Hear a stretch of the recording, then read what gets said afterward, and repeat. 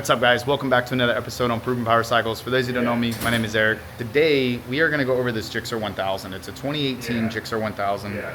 This particular customer is actually from Chicago. Long story short, he's been messing with this bike here for a while now with a shop up in Chicago. And what happened basically was he had engine failure. I don't know the story exactly, but he had an engine failure with his old motor. He bought another motor. This is the other motor. With this other shop, he was notifying me that it had been tuned and it had a valve adjustment done by this other shop.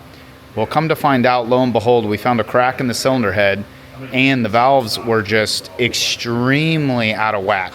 So the crack was basically like right here in this galleyway area. We're really not sure what had happened, but there was a crack in the casting, and there's not a lot of welders that can actually weld casting.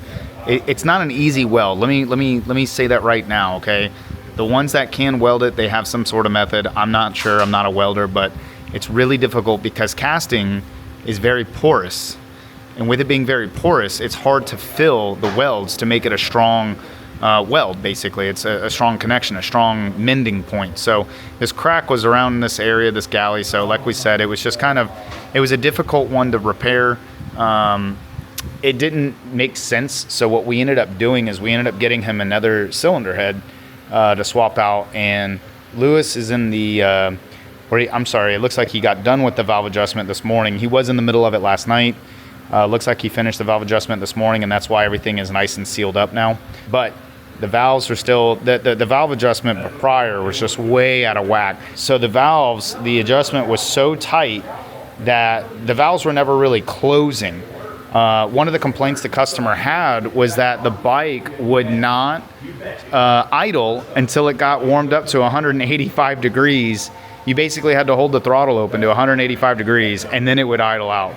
So basically where we're at right now is we are charging up a brand new battery that we got. We got this lithium battery. His battery was no good, so we're charging up a new battery. Once we get the new battery in, we're gonna go ahead and get this thing all fired up and see what it sounds like. And again, you should not have to hold your throttle open to get the bike to idle up just to get it to run, even in its factory form, even with a full exhaust system, even with an air filter installed, guys. You should be able to go ahead and just literally fire up the bike, let it warm up, do what it normally does, and then ride the bike. So, but as of right now, this is how she is sitting. So again, we're gonna throw the airbox. You know, we got throttle bodies, airbox, coils, and that's about it. Valve adjustment is done. And then we just gotta throw the battery in there, and then we can go ahead and fire it up and listen to it, make sure everything sounds okay, make sure everything looks okay, and go from there. All right, guys, so we finally got the issue resolved on this GSXR1000, okay? Finally. So, long story short, we purchased the cylinder head from Johnny Turbo down at Exoticycle, okay? We thought there was a miscommunication along the lines, okay? Kind of like third-party miscommunications. Long story short, we thought the cylinder head was good to go, it was ready. That wasn't the case. We ended up getting the cylinder head on, and you know, we put it all on very quickly, and we thought everything was good, new head gasket, you know, all the works. We go to compression test it, and compression came back with 80 PSI, right? We thought that it was something in the block. We ended up doing a leak down test on the cylinder head, or on the engine itself. And that's when we found out, okay, it's actually leaking past all the valves. Let's go get the head, let's go get a machine. Let's get the valve seats cut. Let's clean the valves. Let's do all that stuff. So we ended up getting all of that done. We got the head back together. And once we got it all back together, then we ended up getting good compression across the board, okay? We got actually phenomenal. It was like 170s to 180s across the board on a cold engine that hasn't fired in a while, all right? That's actually pretty good. So normally compression's around like 190s that we normally see, 190, you know, 195 on a happy cylinder on a stock engine, okay?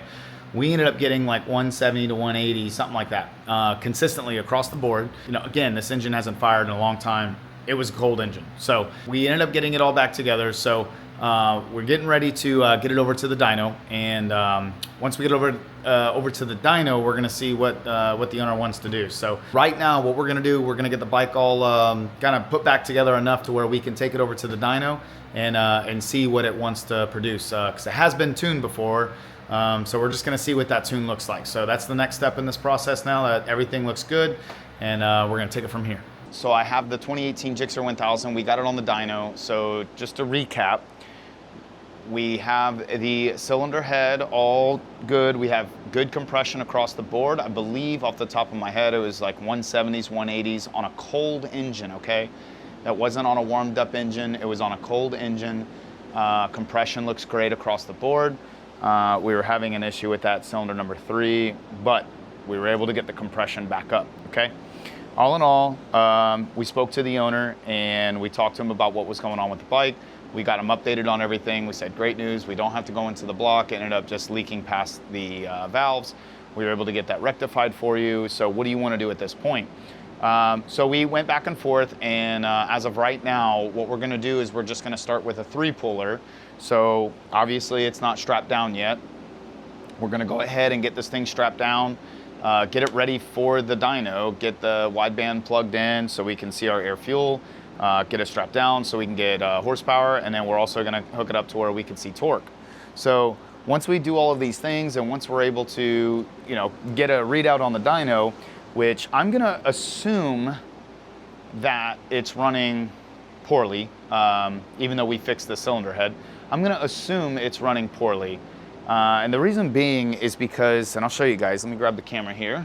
And the reason why I'm saying that, guys, is look at the exhaust tip. So you notice how the outside of the exhaust tip is burnt black, meaning all right here, we have very, very dark carbon kind of built up on the inside here. We have a very, very dark carbon built up in there. Usually when I see a bunch of carbon buildup that's coming to the outside of the exhaust and on this like inside lip, that's pretty heavy. You know, again, this isn't like a light browning. This is a very, very dark charcoal color. So given that we have these dark colors like this, that's a clear indication to me that the bike has been running extremely rich. So they're dumping fuel into this system. We'll see. Again, I don't know. This is my speculation. I don't know. I haven't ran it yet. It's not even strapped down. I got it back. I got it in the front wheel chock, and that's about it so far. So I still got to take the tail apart. This tail needs to come apart so I can actually hook up to get RPM and tach signal, and that'll also give us our torque numbers. And that's about it. So, but based on the way this is, and based on what he was telling me, said it felt kind of sluggish, but then in the same breath he told me it felt good. I don't know. So, but based on how this looks, this doesn't look right. So we're gonna strap it down and run it, and we're gonna get it warmed up here in just a second.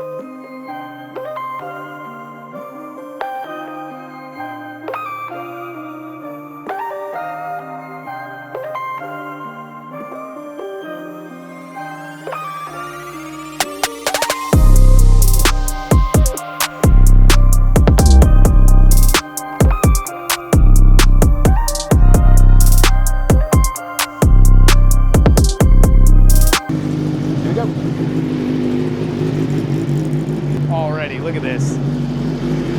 So look, guys, I don't know if you can hear me or not, but look, remember when I said it was running rich? That's idle. That's insanely rich at idle. It should not be running that rich at idle. We should be at 14.7 or leaner at idle.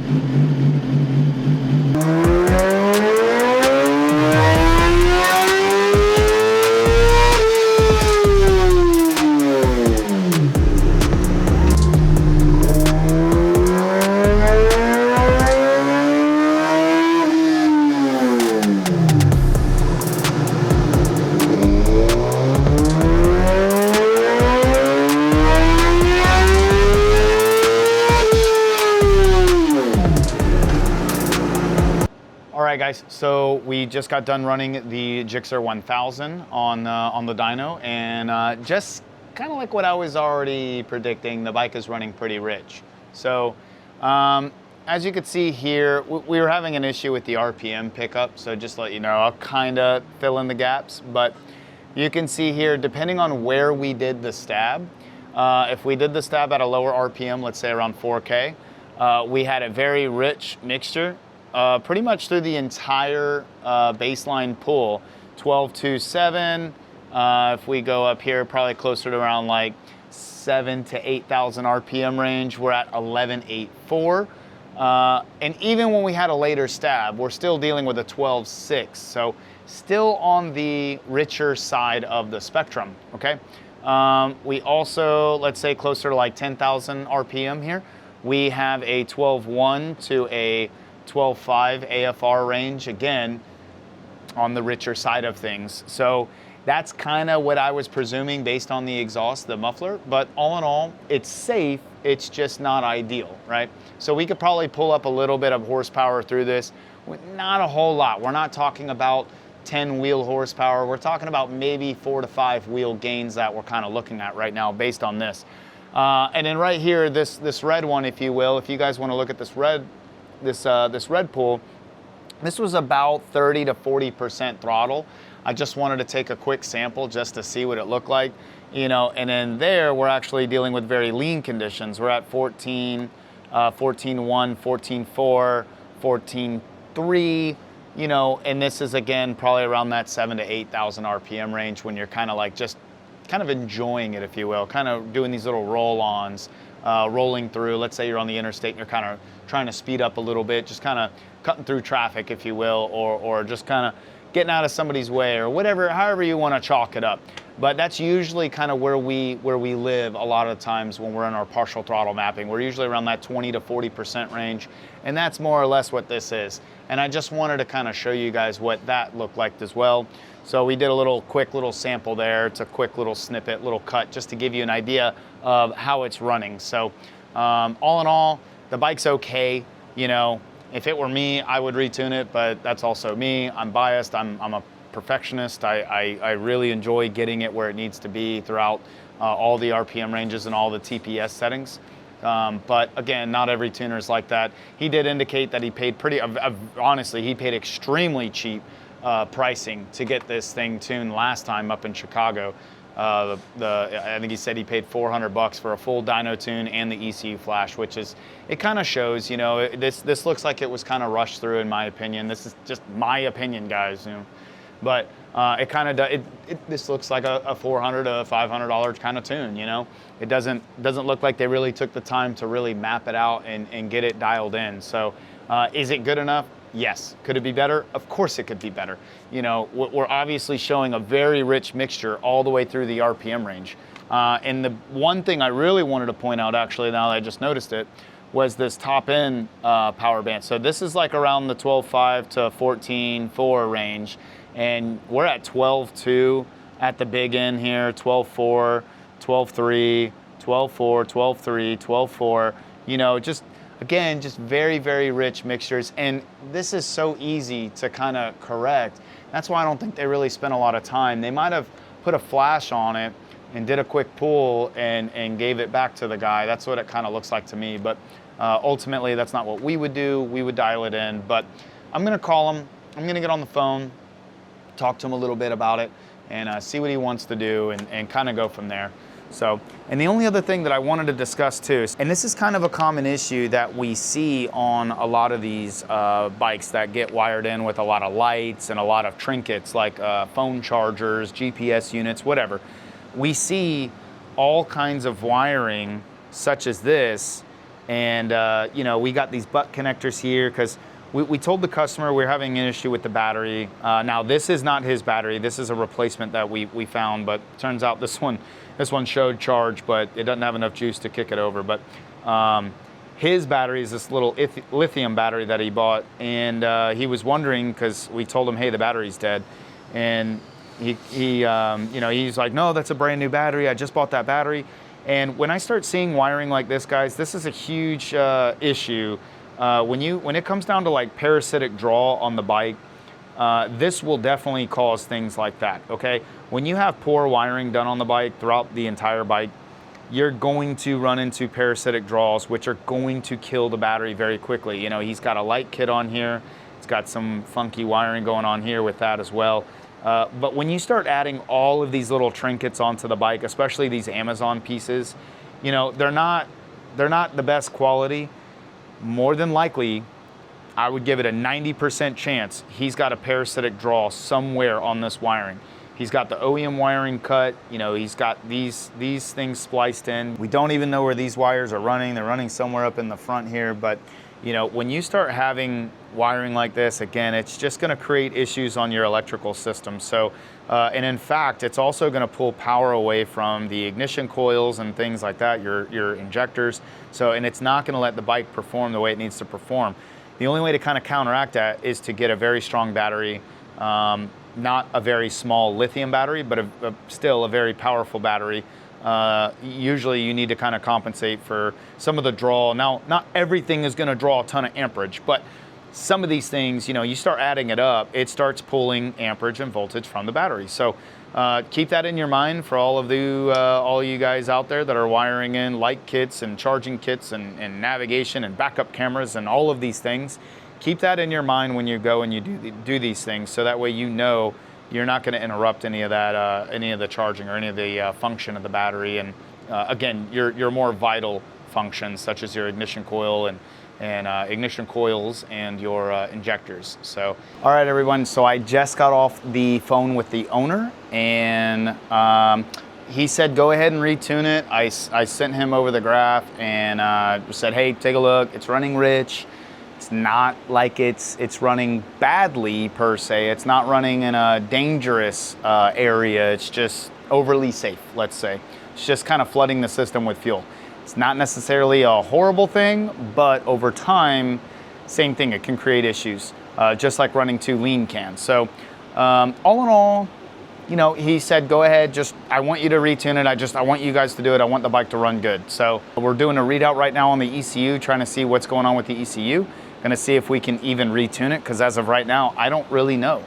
And it says we can tune it.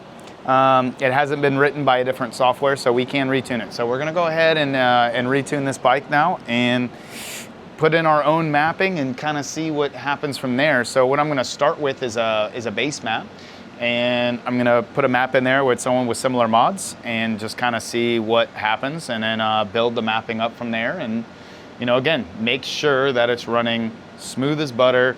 All of its throttle positions are nice and crisp, and the bike's gonna respond really well to what we do. So, and we'll ensure that. So, and we'll show you guys that at the end of the session.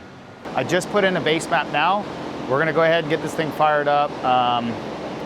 The battery is still kind of struggling, so we just gotta jump the battery. It's a charged battery. There's probably just a bad cell in this one that we installed. So we have another battery on the way. I'm just waiting on it. Should be here probably tomorrow, knowing my luck.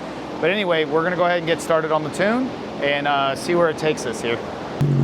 So already night and day difference. Air fuel at idle is 14.2, 14.5, already better.